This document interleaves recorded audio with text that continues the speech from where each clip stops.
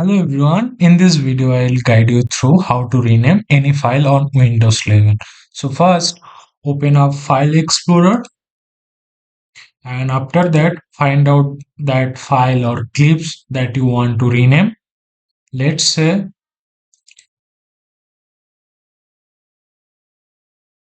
I want to rename this file name. So just right click on it and then click on Show More Options, and after that if you look down you will see Rename.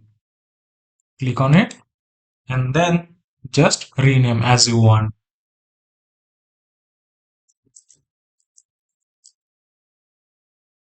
But if you want to rename all file by one click, then just click on Ctrl plus A together and it will select all files.